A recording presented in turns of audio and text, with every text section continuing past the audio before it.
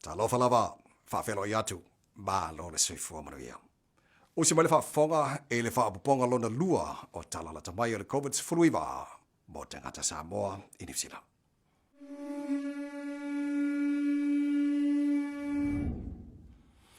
O la soko fua, lua se fulufitu Aparila e le toi tasi minuti le se fululu le po, wa tatu se ai mai le lapta inga vaenga wha, e le lapta inga vaenga toru. E pēra ta ua vai aso na tēnei, e le aise swinga tele wa iai, ma o lo tuma o pēa le tele o tapu. Na ona tātu toi whaamanatu tula fono o le lapta inga tolu. Nofo le fale. E te tau, ona whaawau le na nofo le fale. E au fiailinga lue pēa onga man fale, pe ama fai. Whatu mauri lai titi o lau lio, i le mea ngata i le mawhai. Amo mia, e mawhai ona whalau tele lau lio, se nu mrewa lai titi, e au mai a inga la talata, o ta ngata nofo totasi, pone tausi mai. Nofo le tōpito no. Olo o whaatapula pia whio inga na o le tōpito nu ulawe whaatanga ai. Whaatata inga, alu nunga ruenga po lea onga, whai o whaataunga, po le whaamarastino. O whaatasinga tō tele, olo o whaasaina. O whaatasinga tō tele, te le lewa noa e ono pe pesia le COVID-19, ma e le mawhai ona tātou po te pota whaatasi whaamui moe pe o sauninga lotu, a sa whanau mai nunga awa. Vangana hai na o sauninga maliu, ma whai puiponga, e whaatanga ele nei tula whano, ai na o le tō se fulu lava tangata awai. Manatua, a tātou ngā rurua whaatasi, e te le lewa noa e ono tawhia si ai le COVID-19, ma toi fo i ei tātou e le onanga masani.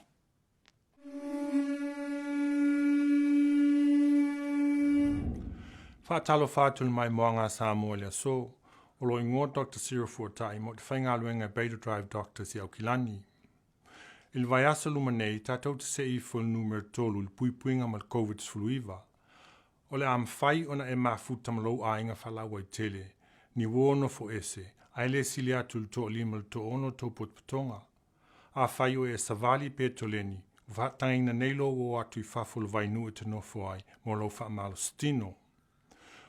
O nisi o whale o lompis nisi sa tāpunia, o le atatala nei e whai whaatau, ai nao whaatau le telefoni por computer. E le tūlanga tau le whanau ma la tau a onga, vanga nā o se essential worker. E le o lau whanau le a onga, ai whaau au pēr la tau le sona le whale. Whaatūlanga se teimi o le aso e a matam whai wai la tau le sona. Whaavano fo se teimi mo ta longa wha malo stino, suisui ai lo la tau waso. E manail nei ava noa, e mafutai mal whanau ma taltal noa nisi mea tau al soifuanga. A iain whawhi tauli, so tai male a onga mos whautuanga. Whain tāwho i teimi whapene ru tātou tua a mai e mātua, so tai pēr mai la tau yaso tai tasi po vai aso uma. Whai se awala im whai no la tau tala noa i manisi e masani no la tau mafuta le tino. Peo le kale sia po la tau whaifi au. Wha o ngāsi telefoni po se computer e me whaino lato whafsota iai. A wha pēr wha mai pe yeini a lato whala au, man tua lo talapea ofiso fo mai whale ainga, e vili iai mo se fso swani. Wha pēr whea wha suenga mo COVID-19. A wha mai se isol tau ainga po se isol tau whapatutonga. Vili numera oval se lau, tolu lima valu lima whale ma tolu, mo se fsili tau COVID-19. E ma wail whautuanga pe te tauna whaira suenga por swab mo COVID-19. Wha pe foi ofisa latalatane, e whaiona whaiei nei suenga, e valus fulu ofisa ta ua o le CPAC, e whaiai swabs nei u ta ua. Whaai ulu tātou whaasalu laungai nei whautuanga nei. Iamana ia pelapata ingo soifua malo loina le puipuinga mai whaamai.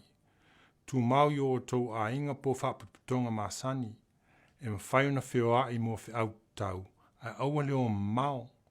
So tai pēr ma wōma a inga masani, a wha mai, vili lau fo mai whale a inga, po le numeral health line. A os whalav laive wha fo sei, vili tasi mos whautuanga. Wha malo atu le malo Samoa ono langolango ino nei tau mwhainga, e fo i aile nei wha mai. il vai asu o tua nei e afi whāselau 5 tangata i New Zealand na mawai. Na o le ona sulu ona tangata Pasifika tono nei numela e loa il to i titi o tātou wā whaina. I o le awha angatai nās whaamtalanga Samoa, ma nuia le nei vai asu mo na fuafuanga, so i fua.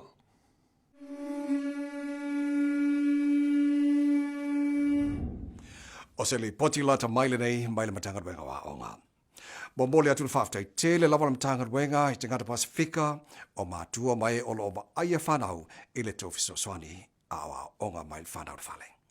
O le so, e fituri mai ngata ue mo bia o na sila fia mātua i le iai le lapta inga vaenga tolu. Mua, tausi pēra saunga le mo. Nofo le whale pe a whai wa e ngase pe mai lau tama. A whai e o atu tamaiti i le aonga po ono whanga tausi ai o loma mai e toi whafo i lātou le whale. O sta mai titi o lo iei se tūlanga le saunga le mo mai puipuinga o le whamai e te tau o na whai ana onga mai le whale. Awa ne whaonga aina au wala o wheo inga lau tene pe a whai o lo mai oe po lau tama. Lua, wha soa wha tasi tiu te whai. Wha awau o nga lue maa onga mai le whale pe a ma whai. Ai a whai o la e toi fhoi i le whale whainga ruenga manatua ia tu maule to ala iti o tangata no nofa wha tasi le tau lio pe tai o ma whai nei o na wha popo se isi o la wainga i lau lio e whisoswani ina i e ma whai o na e toi fhoi i ruenga pe na te wha ia lau whanau a o whai ala te wa onga mai le whale. Wha popo na o tangata e ma whai o na tau sira saunga le mo ma le manuia o tau malato. Tolu, wha tūlanga se fuwhanga ma le aonga. A whai wata tau o na toi fhoi i lau tama i le aonga e mo o mia o na wha tūlanga i le aonga se fuwhanga. O le alato e fisota i atu e wha mauti noa le aso e toi te tala i le aonga po le no whanga e tausi e tamaiti. Wha mauti noa le awai o lau tama. Wha mauti noa pe mo o mia o na e wha o ngā se tāwale. Wha mauti noa teimi mo moni atuai ma toi piki mai tamaiti. Siaki pe o mo o mia e lau tama o na watu sana mea ai o le awauri po mea ai mama. Wha manatu lau whanau le tā ua o le tūmama. A whai e toi fo i lau tama i le aonga po a onga amata e wha tāua ina le lei o le tūmama. Wha manatu lau tama i a whai me le lei e tausi ai le tūmama. Fufulu ma solo wha amango lima i teimi oma. Tale e te tono o lona tuli lima. Aua le lo tea ona fōlinga ma wha o ngā se hand sanitizer. Lima. O le a esele awala e mo boli ai ma toi piki mai ai. Wha bole, ia e wha matala i lau tama, e iei teimi u whaatulanga mō lātou e te tau na tau nuai ma toi o ese ai mai le loto a lea onga. Na pau lava tangata e whaatanga o na siasiatu i le loto a lea onga, po le no fuanga tausi o i lātou e whaatino ina au onanga sili o na momia. A whai e te alu mboli lau tama i lea onga, tau iai e te ono mboli o ia ma mautinoa, wa uru whale anga e te tono le lotoa o lea onga na oia. Ono, whaamatala i lau tama a wale tau sia i pēr lona saunga le mō i te tono le li o le lato wa onga. Ia o onga e awhia ia onga whatitai o le a le toi te tusa. Tala noa i lau tama e winga i li o le a onga. School bubbles, ma i eiloa e le toi fo i lona potua onga samasani ai. A tonu o le a ese se potua onga iai, ma ese nista maiti la te iai fatasi. Fitu. Whaawau pēa o na onga mai whale pe a mawhai. A whai e whaawau mai pēa onga a lautama mai whale o le a te ita ia e le whai a onga o lautama le whainga o ana o onga le whale. Ia whisota i pēa malatou e te loai po o a mea wa ia te pena ina mo a onga o le aso po le vai aso. Siaki whaasaloga a le porkalame o le Home Learning TV papakainga. Mai tau teimi o Prokalame e ono fia i e lautama e le eisa te togi o Prokalame e baua i le TV in se Channel Lua Maratasi ma le TV On Demand fa pēr fo i ma le Sky Channel 5 o Lua.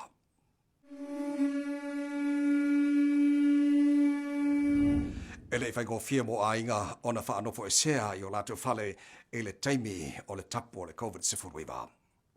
O maftianga e le mautino tūlanga i ngā ruenga, le mawhai o na toi siasiatu i tau ainga, po ni whawhitau ni tūlanga tautupe, e ono whea ngai e nisi o ainga le nei vai taimi, ma ni whawhitau ri. E fia whamana tuatu le matanga luenga o atina lau tele male Pacifica Proud i o tātu tangata o lo o maua le fisoswani. O lo o maua le fisoswani mo oe malo ainga a o whea ngai ma nei taimi whangata. Mua lava mwhata ua pe a tupu se whaalave whaafua sei pa ua lamba tia lo se fua vave ona vili le numera tasi.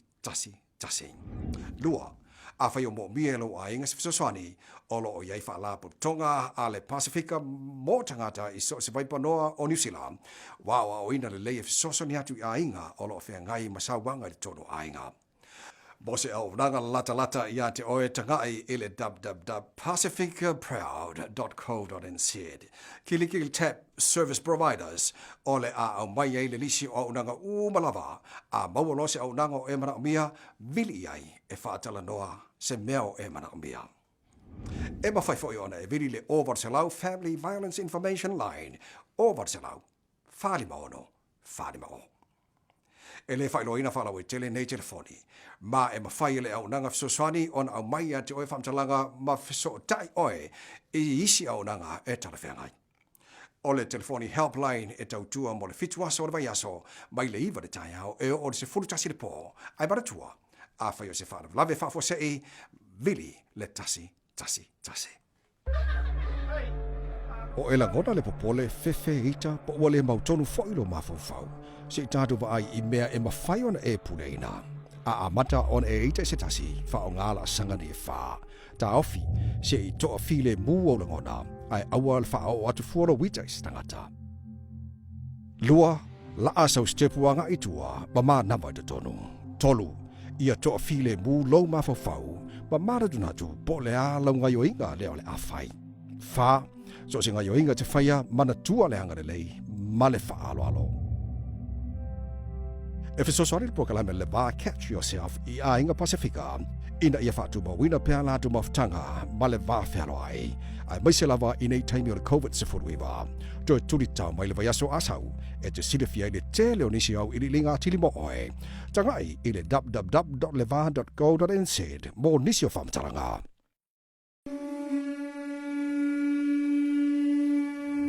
E telefoi pisinisi wa whai na le saa. E ui o lo mo peni fisoswani mo pisinisi mo te tonga tangata whaingaruenga. Ai o lo mo fisoswani mo pisinisi Pacifica. O lo nau le Pacific Business Trust e fisota i atu lato. E tangata Pacifica e whai pisinisi awa. A tono lo ta wivi mani whaale tonu. Ai o lo whaatala tu e sa ili mo se fisoswani. Pele loa fo ile awala e sa ili ai. Ila vai aso taluai. Na whaatala noa i sei ala tu ma le Troll Construction sila proklame The Project ala TV tolu. Na ia whaasoa le whainga tau mea o lo whengai malana pisinisi.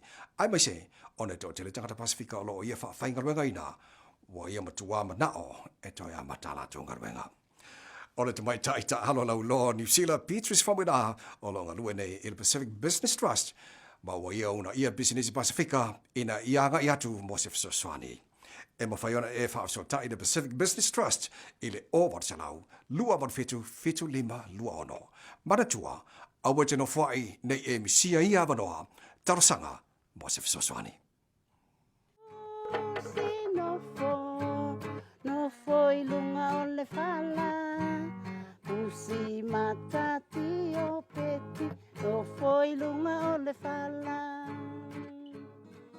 Fatalo fatu pa iman malu Samoa mfain fafonga mai ne por kalama o fo neo epispolea i pe tatu lai mo ma tu te mal le no ule sangone e masalenga e mes fo salavalu e mai nei ainga e te sanga fi se la fit sul ma to malanga mai ni nei in infana o in fa no mo ni le potmale mai in mo inga luenga le ya te ola to ainga. I ona ole maftianga i tātou no foi fale i ole whaonga ino taimi i ole o tūtanga i mai i so o ia i o ngā luenga na ole o whai tipi ia i mwhai i so i ina i whai on whaonga ina i le taimi i ngata fo ile ina i o i fo ile nei tō mai i ole taimi a le eise me whai i o taraki tara usu marpese tā male kulele i o i fo i whanau ina i whaonga ina le taimi a tātou whenga i mane wha mai.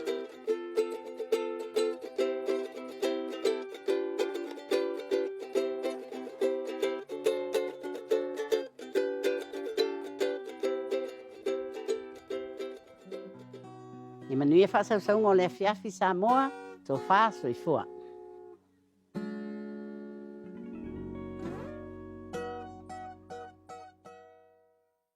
ia umana la fo mai ni video ni tasi ainga ia sila ne iai. Pew, pew, pew. Pew, pew, pew.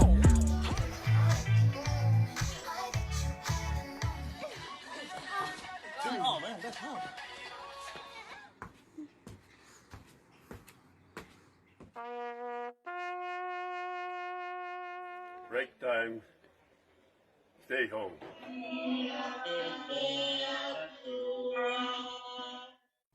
O tātou Lipoti lata mai na mōle nei vai aso.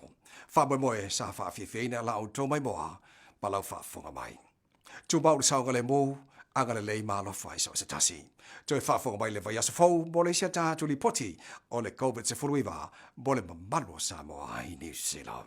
Seifua, mai manuia.